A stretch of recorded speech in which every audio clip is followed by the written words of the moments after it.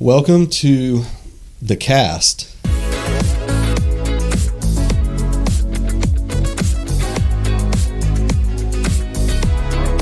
This is our first episode. So I have Emily Taylor with me and the leader of Bedford First Amen. Assembly of God, Amen. Pastor Chris Stebbs, and I am Gary West. So, Emily, do you have any opening remarks? I'm just excited to be here. Just excited to be here? Yeah, very excited. Very excited to see that this has come to fruition. Yeah. Because I think all of us kind of had the same idea, and now we're all on the same road together. Yep. That's cool. Excited to see where it goes. Absolutely. Pastor, any opening remarks? Yeah, I would just echo that. It's been an interesting journey to see something that I think the Lord whispered in my heart, I would say over a year ago, and to see it, how he kind of has brought it about and the way he brought it about is cool. I'm excited to see where we're going and what the Lord's going to do through the cast. Me too. So you mentioned that we had multiple people with the idea to do a podcast. Absolutely. But everybody kind of came to you in a short period of time. Yeah, there was like a 2-week period where I had multiple people be like, "You ever thought about a podcast?" I'm like, "Okay, God, I get it. It's time." It's time to do it. Yeah. Before we get too deep into, because we do want to talk about how we got here. We'll talk about the name, kind of where we see this going and things like that. We need to try to stay on task, I guess, stay on our outline here the best we can. Yeah. So I've got it here on my phone. Let's see, we've knocked out 1 and 2. Mm-hmm. So we can go to just general conversation about your day today. Emily, anything exciting? Well, I watched people come in and out of court today.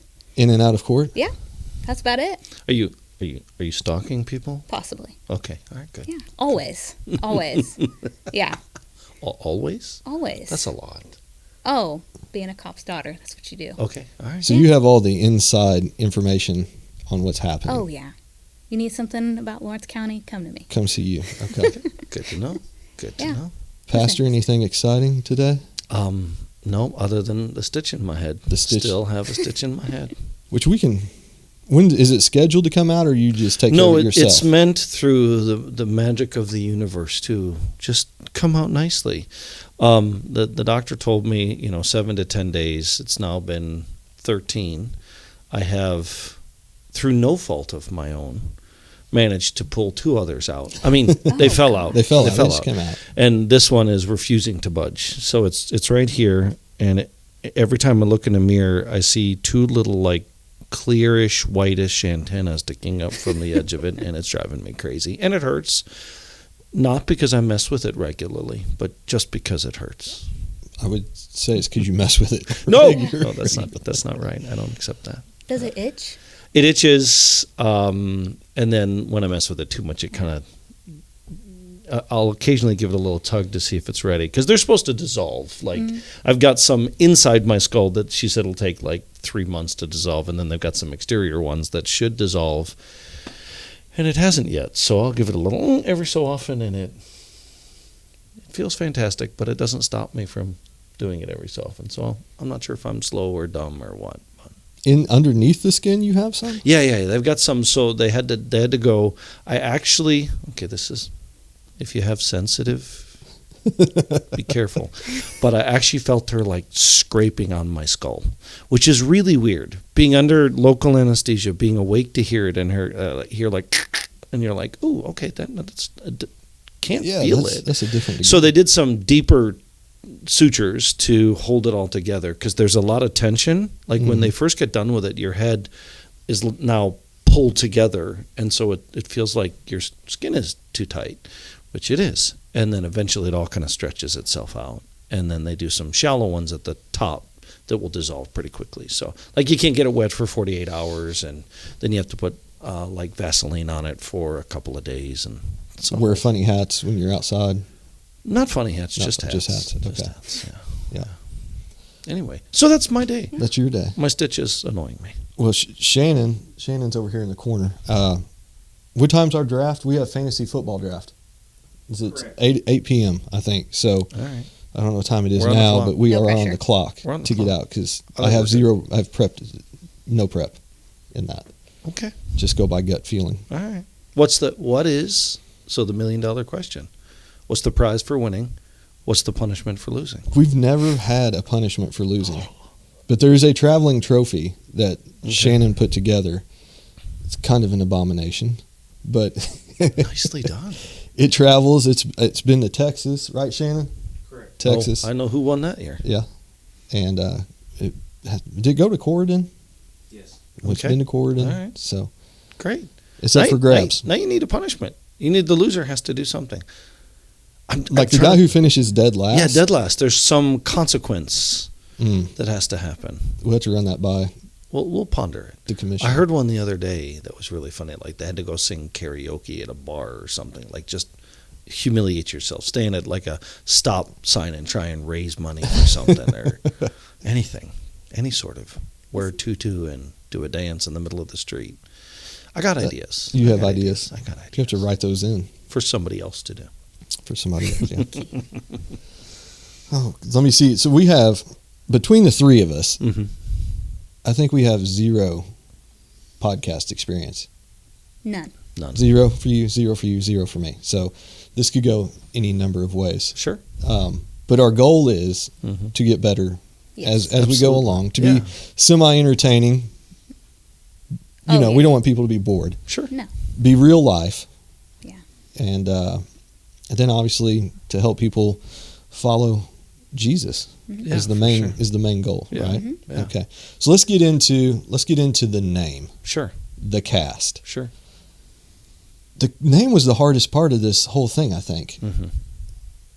I don't know, the lighting's been something too. But thankfully, But- we have technicians who are skilled in that area. skilled technicians. But the name. So we had a lot of names out there. We even had a really good one that we were thinking about using, but when we checked, there were several, and Fox Sports owned one of them. So we didn't really think that was probably a good idea to use We're not. it. We're not there yet. No, We're not there yet. So we came up with the name The Cast, and there's really three parts to it.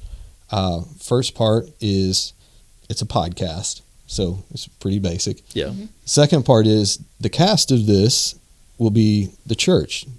Our we're going to have a number of people on, hopefully, throughout the duration of this. So we're relying on the cast of the church to put this on, and then the third and most biblical is when Jesus told Peter to cast his nets out on the other side of the boat. So we're casting our net out, being fishers of men, trying to spread the word, trying to help people live lives, follow Jesus, Right. in an actual world where that's not very easy. Mhm. So I agree. Yeah. So when we, like I said, it's been over a year.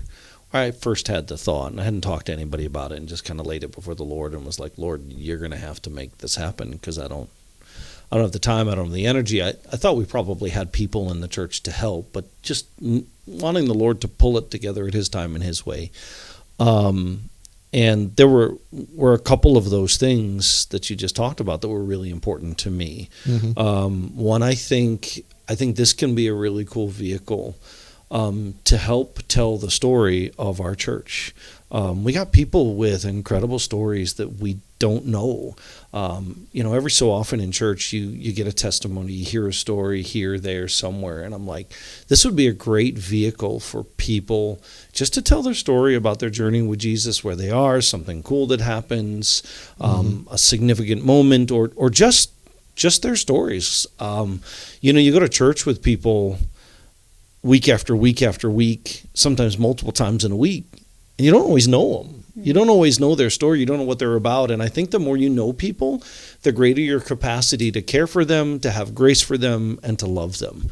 And that's really that part, the second part is, I think this is something that we're going to have guests on. We're going to have people come through. I'm certainly not even going to be here every week. I think Gary and Emily are going to be here every week just because we needed somebody who are going to kind of hold the ship together and walk with it. I'll be probably a pretty decent regular, but we want other people in the church to talk and share, and even people outside of the church, friends of the church, people that we come across that we want to make a part of this. And so when we talk about the cast being members of the church, I think that's really an important part of what we're trying to accomplish. I mean, even in this room, you see Emily and Gary and me, but you've got Tia and Shannon Hiles that have been part now for a while. You got Tim Ray running sound. Guys, thank you so much for being here, for serving, for jumping in. We're super grateful for you guys.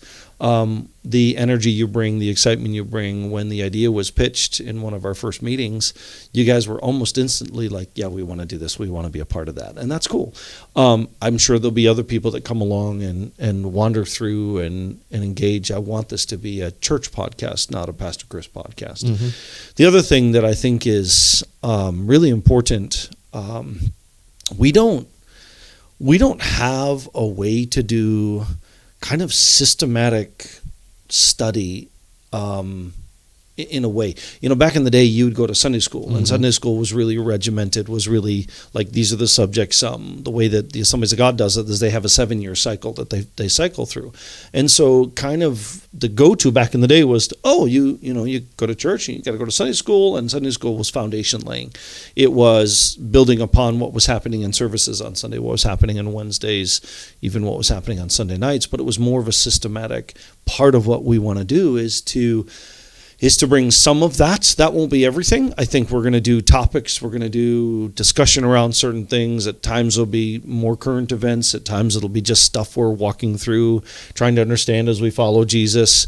It's kind of all part of making disciples, is both that foundation as well as real life stuff and issues. And so Gary and I met, when did we have breakfast together? 6 months ago, maybe? Probably so. Yeah, maybe somewhere in that neighborhood, maybe more. Gary called me up and said, hey, I want to have breakfast with you. And we sat down and he started talking. It was that same, I think it was a week and a half period where you really said to me, Pastor, I think we should do a podcast. And I'm like, okay, what does that look like? You know, what are you thinking? What are your thoughts about it? And so we began to talk and have conversation. And then later that week, I think you said something to me. Yeah, I had texted you and Amy. Yeah. And said, I feel like this has just been on my heart for a while. Yeah. And so I just want to bring this idea to you. What do you think? Had no idea how we were going to pull this off. Yeah. But I was blown away when we had our first meeting and you said, oh, there's been multiple people, and it was all within a certain period of time. Yeah, and you guys weren't the only two. There was one other who had made the comment, and I was like, that's just confirmation that now's the time to start moving with it and start seeing where it takes us. And yeah, so that's really my heart for it, is that it becomes a tool that does a couple of things for us as a church, and helps us to build his kingdom here, Lawrence County, and wherever else it ends up going. It'll be fun to see where this all takes us. It will be interesting to see where we go. Emily, do you care to share what was on your heart where did you see this going, or what was your plan for this? Well, I didn't really have a plan at all. For me personally, I felt like probably at least a year and a half, just a stirring of, hey, what if a podcast is a way that we can get out to the world? And I thought, okay, is this supposed to be through the church? Like, is this something like I'm supposed to personally do? Because you have so many people that just do it on their own, and I have no idea where to even start. So I just kind of, life happened, and I was brought back here to this church, and to be surrounded by friends and family, it just was a safety to me. And I thought, okay, this is where I need to be, and this is the support group that we can all come together and make this. And so then that's when I reached out to him, because it was just like a constant everyday thought, and I'm thinking, okay, I need to do something. And I have felt called to speak to people for a long time, and I wasn't sure if it was supposed to be in this way. This may just be one avenue, because we plan one thing and God does something totally different. Right. So this may be one way. I'm kind of starting to feel that it's going to be another way at some point in my life, but maybe this is the way God is laying the foundation personally for me in my life to give myself practice in speaking towards others and being brave and being vulnerable, to let other people know that they are not alone in whatever they're going through. Because, kind of like what you said, in a sense, sometimes church can get systematic. And we come in, we got to be here at 10 o'clock, and you go through the motions sometimes. I mean, we're all guilty of it. Sure. But, we end up kind of just passing by the people next to us. And that makes me sad. I'm totally guilty of it. We're all sucked in our own world. Sure. And you have no idea what the person next to you is going through. So for this ability to get out and show people, hey, you're not alone. We are here together as a cast.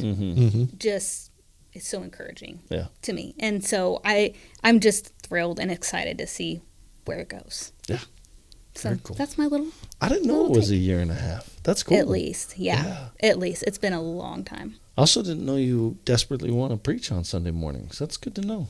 Not necessarily. It's a certain group I feel called to, but thanks for the pressure. Sure. I'm here for the pressure. Okay. This is just the start. This is the foundation. I have this feeling, I think if I remember correctly, I was a lot younger, and this might have been when I first came into youth group, and you said something like, it is my job to get you people out of your comfort zone. Something along that line. Okay. And here we are, how many years later?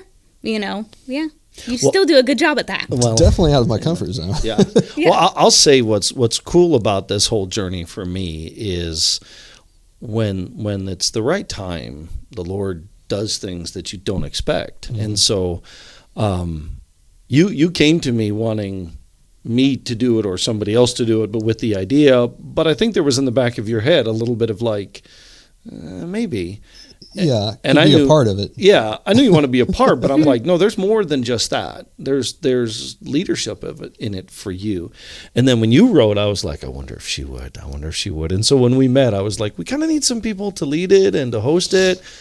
And I remember your answer really specifically. You were like, I was like, so Emily, how would you feel about being a host? And you were unflinching. You were like, yep.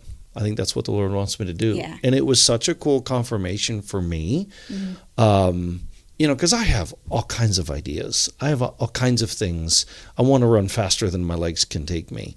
And the reality is where I believe our church is headed, the kind of impact I think the Lord wants to have through our church, it's not something that can be accomplished through me and Amy. There's got to be a cast to do it. Absolutely. And to watch him begin raising those things is absolutely phenomenal. And what will this look like in a few years? I don't know.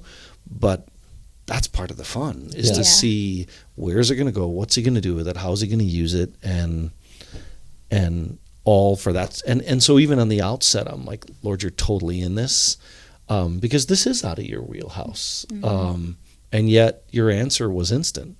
Yeah, I think that's what the Lord wants. Absolutely. Which is cool. It's so cool. I love serving Jesus. It's awesome. It'll take you into unknown places. It does. 100%. Yeah. He's all about faith. I mean, whatever. Trust, whatever. Trust, faith, yeah.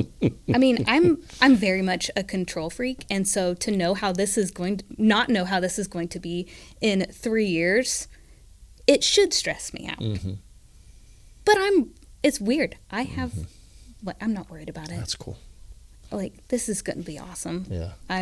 I'm believing that the Lord is going to lead us to have the right people and the right conversations, and it's going to help us grow. And I was having a conversation with my grandma the other day, and she had set up in the balcony to help with the baptistry and all that last week.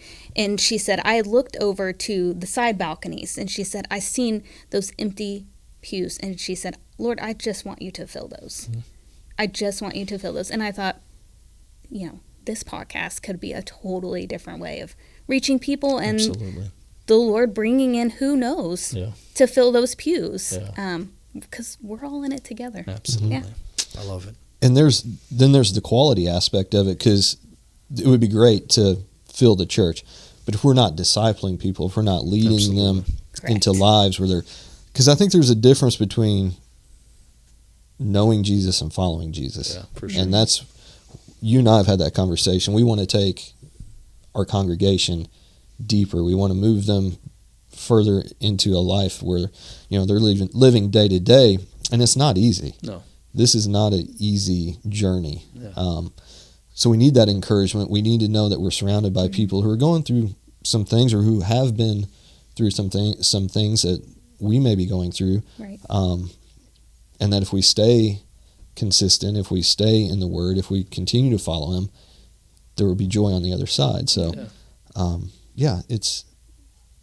it's exciting to see where this is going to end up someday. Yeah, absolutely. I'm Absolutely. excited. I don't know how long we have gone. 20 minutes. So we need to keep going Sweet. here. Okay. Well, what kinds of things do you guys dream of for this podcast? I mean, I've talked a little bit about the things I want. What kind of things are interesting to you? Whether it's topics or segments. I mean, one of the things I think for me that I would add is while its tone overall will be serious, I also want some fun in it. I also want some genuine life in it. And so, you know, there might be moments we cry. There should be moments we laugh. So I want to really, being real is important to me. But what are some other things you guys, as you've had a chance to process and think and pray and dream, where do you see it going? If this is meant to be the introductory, we don't know all of it yet, obviously, but what are some things that are interesting to you? Do you want to go first? Sure. Yeah. So for me, I think you had just hit it spot on, is I want to recognize genuine life that people are going through.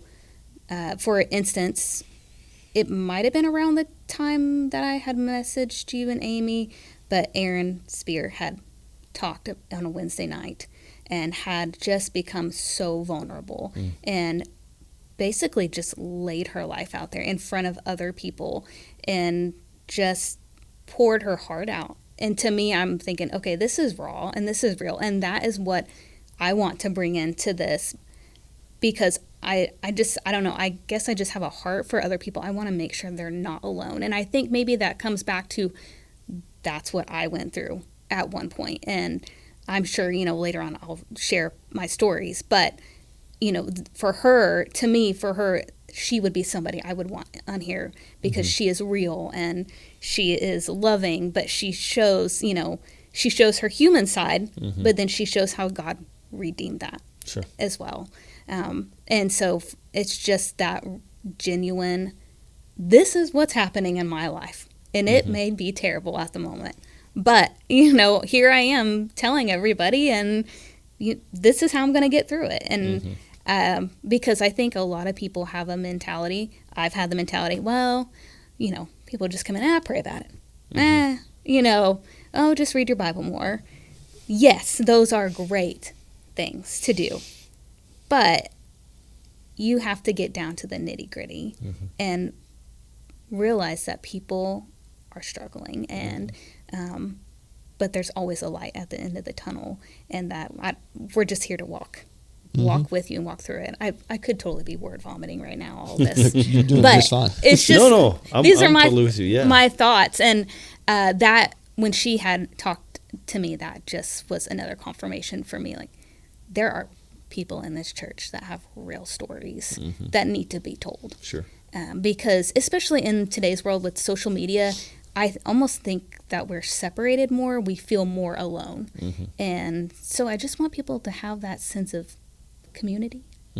That word, I always try to tell myself I have a word for the year, and that is my word. And so I feel like this is tying in. This is going to be a way to bring the community together. Yeah. So the genuine aspect, I'm with you 100%, because there's so much fakeness in the world, and social media is the key to all that. You know, I mean, nobody's perfect, including ourselves, and that's one thing we want to get across to people is, like, you know, from the outside, if you're expecting to come in and find perfect people, you're not going to. It doesn't exist. And then the other thing too, when Emily was just speaking, is like, I just realized it's one thing to hear you say it, like you said before, like people expect you to come greet them on Sunday morning. They expect the pastor to do certain things. They're going to expect you to say stuff on stage, but when somebody else, like Aaron, shares her story, it hits differently. So when we share our stories, when we talk about some things that we've been through or are currently going through, it will impact people in a different way than it will when it comes from leadership. Well, what I hope in all of it is we share stories as we build community, as we do all of it, that we realize two things, and they're kind of the same side of different sides of the same coin. One is we're like everybody else. The other is we're like everybody else. And I mean that positively and negatively, in the sense that there's a tendency to believe I'm so much worse than everybody else. And there's also a tendency where actually I'm kind of like everybody else. And I think there have been some moments in my own life where significant growth has happened, and usually it's surrounded by, oh wait, I'm not the worst of my fears. I'm not the worst of my failures. I'm actually kind of like everybody else. And yet, oh wait, what we could be together is actually so much cooler than what we can be on our own. And so there's kind of I almost, as you were talking about that, I'm like, yeah, it's being real, it's being genuine, it's about telling our stories with a hope that when other people hear them and see them and get to know them, it draws us closer to one another, but also elevates our opinion of ourselves. The more I hear about other people that are chasing Jesus, that are trying to do their best, that are trying to live for him, trying to overcome stuff, trying to navigate this life, it should not just convince me that we're all kind of similar, but it should also inspire us to go, hey, what we could be together is actually so much better than what we could be by ourselves. And Absolutely. That's really my heart 100%. For a lot of it. Yeah. Yes. Love it. I'm interested to get into some topics too, like just raising kids. I have 2 young kids, 13 and 10. It's a different world now. So to talk with other people that have kids in that age group and how are we doing as parents is interesting to me. And then the topic of marriage and things that, real life applications to the things we're hearing on Sunday, because it's easy. I mean, sometimes I don't even get out of the parking lot and I'm already back into the world, Yeah. So you're like the rest of us? Yeah. Sometimes I make it down the street away. Good job. Hey, usually by the end of lunch, I'm back into the whatever life I've got. Back into being human. Yeah. Oh, okay. Yeah. Okay. Yeah. And I think for me, things like how do we take this and so you've got real life issues. How do you deal with stress? How do you deal with anxiety? How do you deal with busyness? How do you deal with competing with one another? How do you deal with loss? How do you deal with grief? I think those are all things. I also think there's some stuff like, okay, if we're gonna follow Jesus, what do I need to know about my Bible? What do I need to know about God? What do I need to know about just living this life? What is prayer? What's that all about? What is fasting? I heard about that one time. What does that mean? I mean, I think there's some foundational stuff that also gets thrown in that kind of creates a tapestry of what it looks like to be a follower of Jesus that's genuine and real and a little bit aspirational in the sense of I have to aspire. I have to reach up to get to it, but not in a way that's unachievable, but in a way that's achievable. Yeah, I can reach that. I can get that and then pull myself up to it. And if we're all doing that and pulling each other up and pulling ourselves up, man, what could God do? I said, we look at our sanctuary, and I do the same thing as your grandmother. I'm like, Lord, I don't totally know how you're going to fill it, but I believe with all my heart you're going to fill it. And I made a comment to Amy the other day. I'm like, okay, I'm exhausted after preaching once on Sunday. What happens when I have to preach more than once on Sunday? I'm in deep trouble. I'm going to need some naps and some Red Bulls, although they don't do a thing for me. But I'm going to need something. So, but I think there's no one thing that's going to get us there. But I think this could have a reach that's really unique and really different and could see a culmination of a couple things coming together. So those are like not just topics, but some foundation stuff, some real life stuff. I think fun stuff. I think, I don't want people to think this is only going to be serious all the time. I think we want to have fun with one another because I think we should have fun with one another. So all the things. We have games coming. Yes. Or the idea the of idea it. of games, but it will include the congregation. They'll have to participate. I like that. So we'll get into. We're not going to reveal that just yet, Can't do it all. but there will be some That's fun awesome. had along the way. I like that. That'll be exciting. Do we have so? This is probably going to go out towards the end of September. Mm-hmm. Do you want to touch at all on the new division, mission, and values? Yeah, well, we'll probably turn that into a couple Okay, segments okay. as we talk. We'll just pause that. I'll say this, though. I do feel like a lot of what we've talked about, and you weren't even in that meeting, but we have worked on. I have a team that's worked with me to develop a vision, mission, and value statements, and one of those is to build community. That's one of the things that I think is with so many things that divide. I think you're right. Social media connects us in an interesting way, but it also has the capacity to divide us. And I think the church is really perfectly positioned to be a place that's unique in society. I mean, people used to sit on their front porch and visit with their neighbors. That doesn't happen anymore. People used to be a part of whatever group. That doesn't really happen anymore.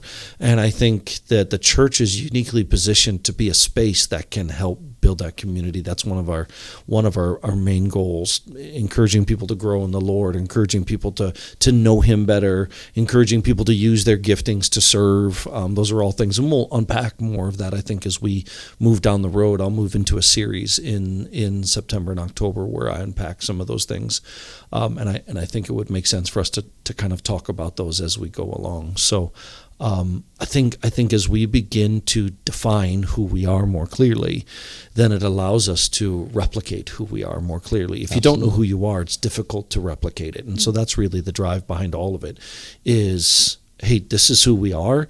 And if you want to be part of us, this is all you got to be. And we can make that really complicated, or we can make that really achievable. And I think that's the goal. I think if we can get to it, then we inspire people to achieve and to overcome and to live the kind of life that Jesus wants to empower us to overcome. Amen.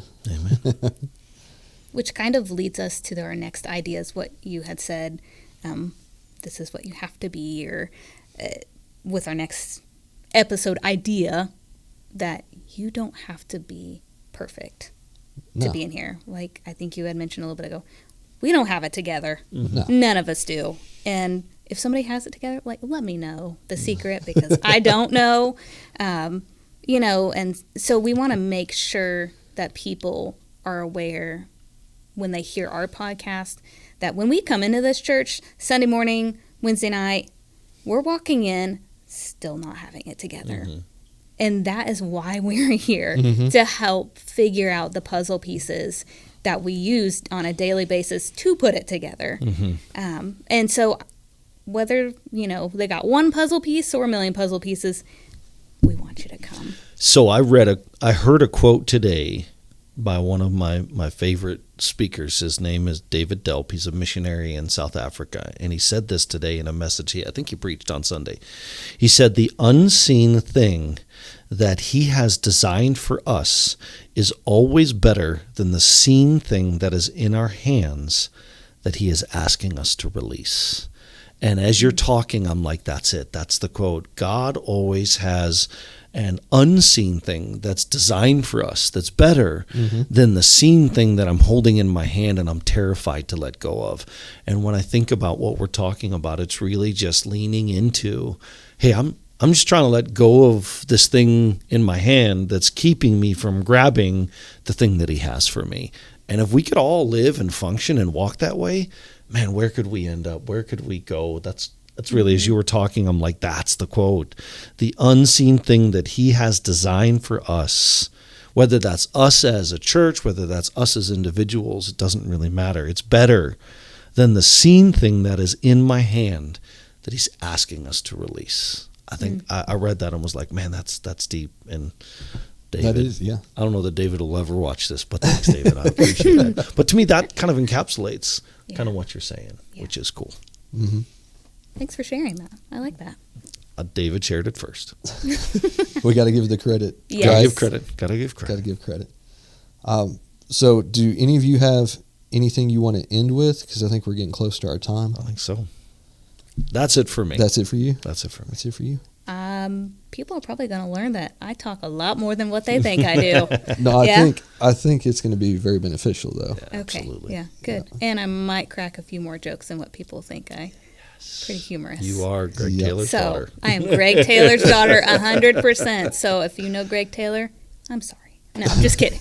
No, you're good. Go ahead. You got anything? I don't have anything to add. I just thank you guys for watching our first episode. I'm excited for the second one and to see where this goes. So we look forward to hosting the second one. Absolutely. Thanks for joining. This has been The Cast, a production of Bedford First Assembly of God in Bedford, Indiana. Your hosts were Emily Taylor and Gary West, produced by Shannon Hiles and Tia Hiles, and engineered by Tim Ray. Be sure to watch for new episodes of The Cast every Monday.